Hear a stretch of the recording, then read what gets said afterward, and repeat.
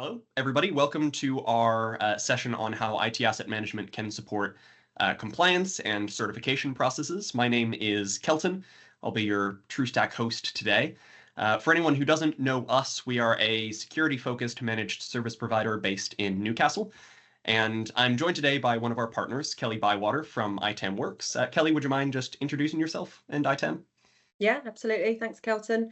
Nice to meet you all. Once again, welcome to the session and everyone joining us. So my name's Kelly Bywater. I'm the solutions consultant at ITAM Worx.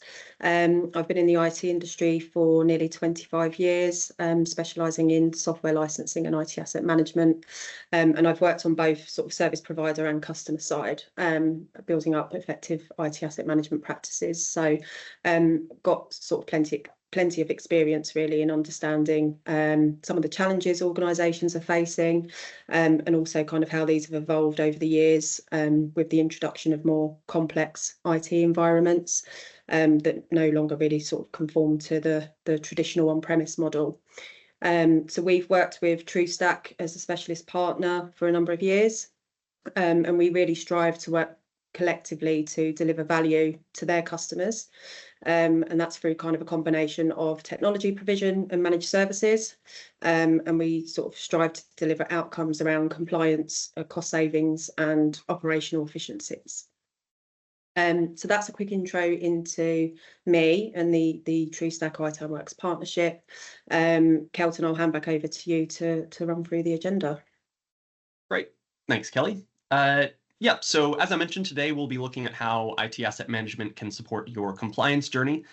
But in support of that, we'll be covering a few different areas. So first off, we will look at how ITAM is a security imperative, and then diving into kind of how it relates to Cyber Essentials specifically as one of the most significant Cyber Essentials certifications out there in the UK. We'll then look at what good IT asset management can save you in tangible budget terms, and then go through a little bit of an overview of what this looks like in the real world so you can get a bit of a sense of how this might be applied to a business in practice. And as we're going, if you do have any questions, please do drop them in the chat or the Q&A. My colleague Dylan will be keeping an eye on that, and we'll have a little bit of time at the end to go through any questions you might have.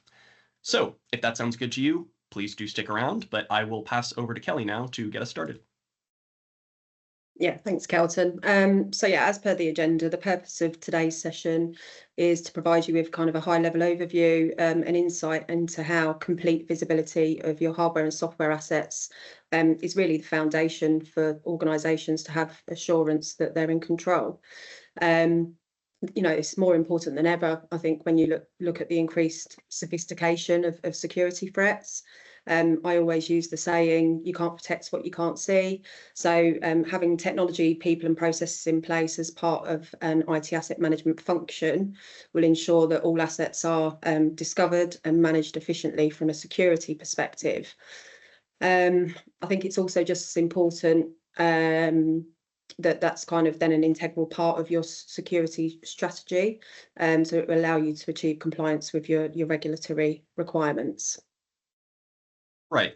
So I think that something that comes up for us not infrequently on this topic is obviously visibility is very important, but there are tools out there that can offer you some degree of visibility into various things. Microsoft Intune, for instance, things like that. Why is it not possible to just use those tools and kind of get by with those? Yeah, I mean, it's a good question. It's something we're asked a lot about. It's because the majority of organisations will already have some kind of discovery or inventory tool in place, like you say, sort of Intune for end user devices, or perhaps sort of SCCM or MECM for their server environment. But what that doesn't give you is that kind of normalised visibility of your software applications that are installed on your machines and servers. But I guess more importantly, and more so nowadays, it won't provide you with any information around your SaaS or your web-based applications. I think recent research has shown that IT are only aware of a third of the SaaS apps that are being used in their environment, which obviously is a huge concern for shadow IT and exposing organisations to vulnerabilities and compliance violations. So, the use of generative AI apps, like Chat GPT, Huge concern for most orgs, along with things like open source and file sharing apps. So having access to this data is really important from a security perspective. And then I guess from an operational efficiency perspective, if you've got multiple tools that you're having to access to acquire data around certain areas of your estate, it's time consuming, right? So you'll often find as well that maybe one set of data will tell you one thing and another set of data will tell you something completely different. So there's inconsistencies, and that can kind of be addressed by having a technology in place that will give you that kind of single pane of glass, or that single source of truth. Right.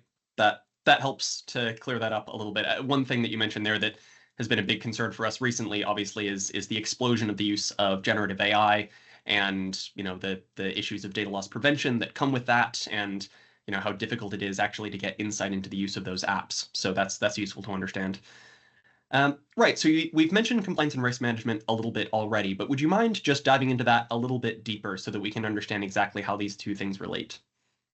Yeah, absolutely. So if we look at why sort of ITAM and Cyber Essentials is imperative from a security point of view, you only really need to look at the news recently within the retail sector to see the importance of compliance and risk management.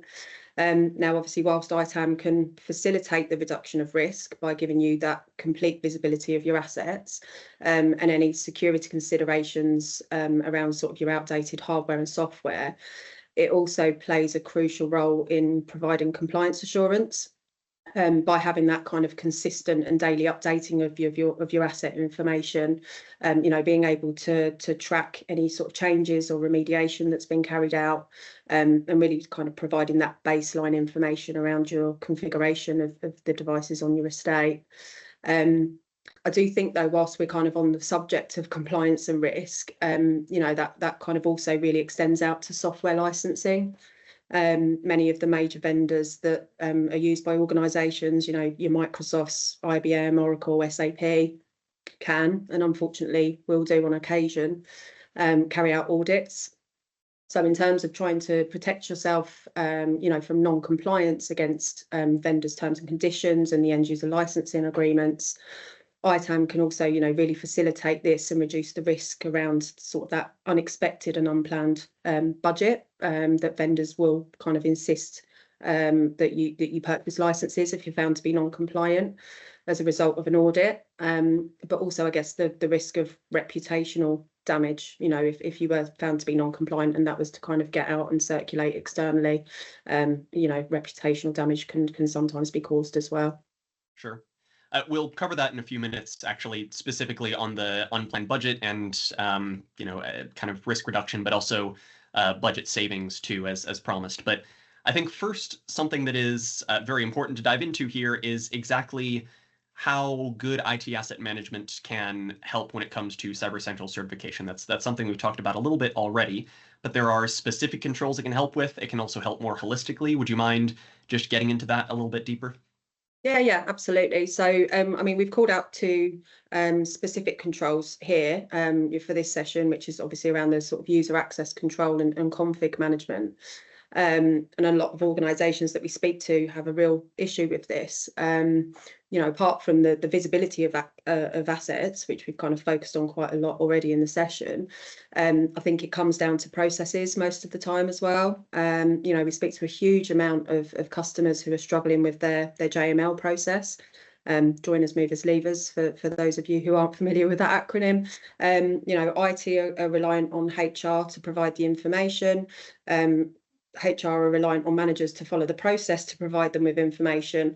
And as we all know, anything that sort of has manual intervention, mistakes can be made. It's human nature. But from a security perspective, that can have a real impact on the organisation if a user who's no longer an employee still has access to systems. Similarly, if someone moves job roles and still has access to sort of sensitive or confidential information that should only be for use in their previous role, that kind of creates a huge risk around GDPR and potential breaches in data protection. So again, kind of having a technology in place that can tell you which assets are being used by which users and when these were last used will kind of really give you that that confidence that your user access control processes and policies are working, and also the ability to kind of highlight any discrepancies to be addressed, where they aren't, where you're able to remediate that quite quickly. And then I guess from a config perspective, so being able to quickly identify end of life, end of support, end of extended support software, but more importantly, I guess, which assets and the users of those assets are affected in that single source of truth, that single pane of glass. It's going to allow a really quicker time to resolution, and then also perhaps help to prioritise any remediation plans based on the severity or the size of the risk. So, if you have a piece of software that's at a critical CVSS rating, but then you can also see that it's only installed on one device, that user hasn't actually launched the application, in the last 3 months, that's kind of going to help to inform the risk assessment process as well. Just to give you an example, during our recent Cyber Essentials audit, the assessor actually asked us to provide evidence for particular things, some of which we wouldn't have been able to provide if we didn't have our ITAM technology in place, or it would have taken an extended amount of time, to gather that information from other tool sets. Some of the examples, so providing a full and comprehensive list of all of our hardware assets, what the OS version was, what the feature pack and the patch level version was. We were able to provide that quite quickly because we had that in one single tool set. Providing information around our cloud services used as well. Again, that we were only able to get that information really quickly from having that ITAM tech in place as well. Is software still supported? Again, we were able to quickly see which software, which unfortunately we did have some stuff that was end of life, end of support, end of extended support, as I'm sure most organisations do for various reasons. But we were able to provide a list of what that looked like, which assets were affected, and also, either a remediation plan to get that off of the network, or a valid reason for that piece of software to be on the network. I think one of the main points that kind of stood out for me was more around a question around, is all of your software licensed in accordance with the publisher's terms? Now, again, we were able to kind of demonstrate that we were compliant because we were able to demonstrate that we had our license entitlement, again, within the ITAM technology platform, confirmation of what was installed and used, and be able to marry that together to provide a compliance position. So I think it's the assessors are getting a lot stricter. They're asking for the information in a very quick turnaround. So yeah, it really helped us to have that in place to ensure that we were granted that certification. Yeah, that rings true for us, certainly. We have more IT resource at Trustack than most organizations have, obviously, and it's everything that we do. But with those very, very tight turnarounds on Cyber Essentials and certifications like that, it can be really challenging. You can get caught out by, for instance, we were almost caught out by an overnight critical update that came in that we were able to catch. But again, it is because we have a great deal of resource thrown at it, and a lot of organizations that don't have that, if you don't have some mechanism for keeping an eye on these things, then yeah, you can very easily be caught out, and all of a sudden, that Cyber Essential certification that you might rely on for a line of business might be at risk. So yeah, that's hugely important. So something that I did promise we would come back to, and we're going to cover in a little bit of detail now, is around the budget side of things, around potential cost savings with IT asset management, and risk reduction as well. Would you mind just covering that in a little bit more detail, Kelly? Yeah, absolutely. So, once you've got your sort of full discovery and visibility of your assets, you're then really able to look at how you optimize them. You'll know what you kind of own and what's in use, which from a software licensing point of view, can often mean really significant savings. Any of you that have had the pleasure or perhaps disdain of dealing with software licensing and trying to kind of decipher exactly what you should be buying based on your user requirements and the different personas within the organisation, you'll probably agree that it's a dark art in itself. Vendors do specifically, in my opinion, make licensing complex so they can capitalise on revenue, and in some cases monopolise the market as well from a technology sort of saturation perspective. So Microsoft 365 is kind of a really good example of this, and I'll talk you through a case study on that in a moment.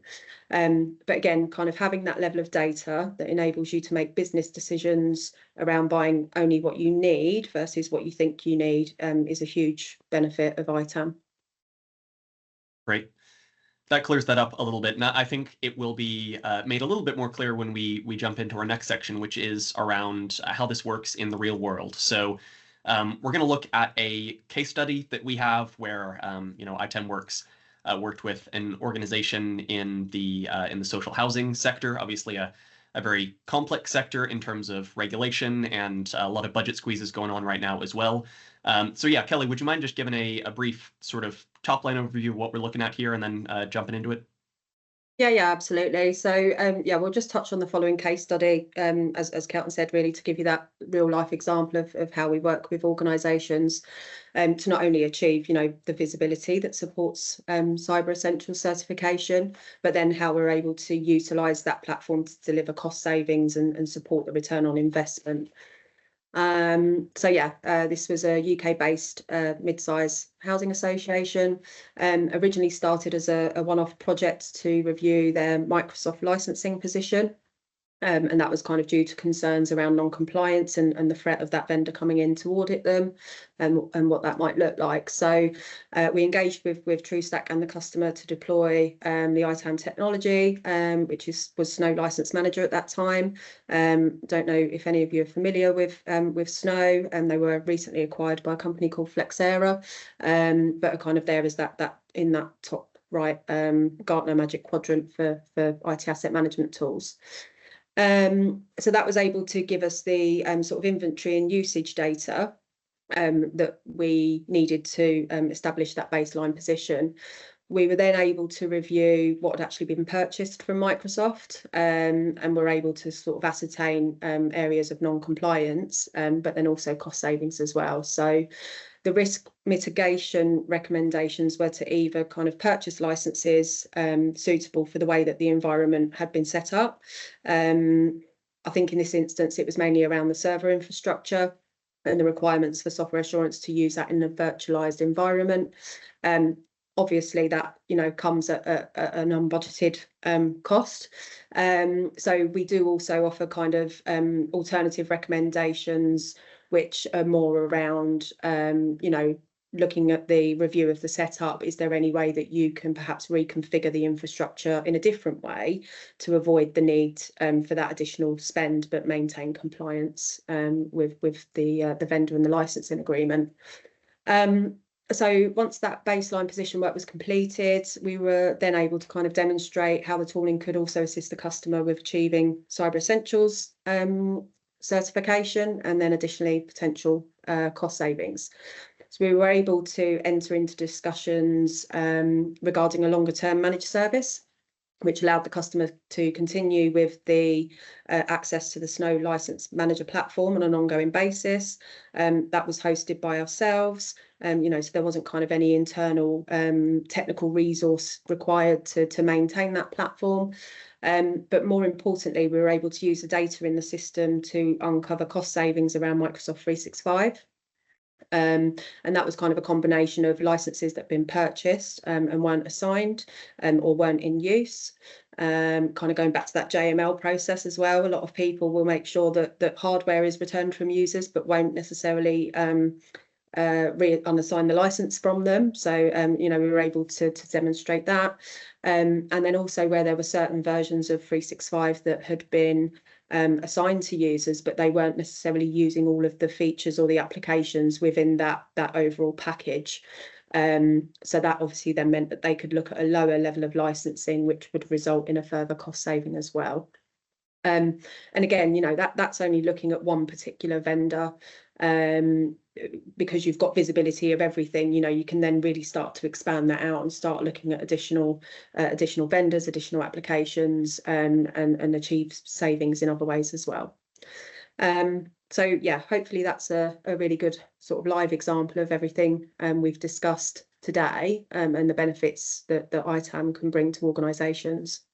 Yeah, that's really useful, Kelly. I think that especially around looking at the fact that, the figure there is just around Microsoft licenses. That is, as you say, that is one vendor. And in a vertical as kind of that is as under as much kind of budget pressure as social housing is right now, with mergers going on left and right to aid with cash flow and things like that. Anything like that, any money that can be saved in areas where there are in fact unassigned licenses or unnecessary things kicking around in your IT environment that are not going to have any impact on, for instance, how well you as an organization can deal with your tenants or customers, then that can go a very long way to helping with any cash flow issues that might be happening in other parts of the business. Right. So I think we have now covered all of the points that we promised to cover at the start of this webinar. So just as a little bit of a recap, first of all, visibility of IT assets is increasingly challenging, especially as the growth of SaaS apps and the use of things like generative AI continue to skyrocket and are projected to further over the next few years. Second, that IT asset management, well, it is not a specific control of Cyber Essentials, is considered a core security function according to the wording of Cyber Essentials documentation. So it can go a very long way to aiding holistically in applications for certifications like that or other compliance requirements. And additionally, the specific controls of asset inventory and access management fulfill the Cyber Essentials control requirements kind of individually as well. And finally, of course, good IT asset management can reduce risk, and that comes with a huge reduction of risk of the unplanned budget that we were talking about before with potential software audits from vendors, but also save tangible budget where you are already outlaying costs for licenses that aren't being used, and kind of cut that away and save money to be spent in other more critical areas of the business. So we do have a little bit of time for questions now, if there are any. Obviously, we've covered a little bit of ground there, so if you need a little bit of time to digest and get back in touch if you have any questions later on, then please do feel free. You can reach out to your account manager at Trustack, and they'll be able to set you up with a demo of how IT asset management can support your compliance journey, and that will be something we'd be happy to facilitate. But yeah, as I say, if anyone does have any questions, please do drop them in the chat now. Yeah, absolutely. I mean, yeah, just to mirror what Kelton says, we're more than happy to provide a demonstration of the platform to yourself and anyone else within the organisation who would benefit. I guess a final kind of closing note from me is that we understand a lot of organisations are under financial pressure. New projects are being put on hold, due to budget constraints. But budget can be freed up to invest in something like this. If you've got a big software renewal coming up, as an example, we can take a look at that from a license position perspective and see if we can actually save you some money, that will help to kind of then support an investment in the ITAM technology moving forwards.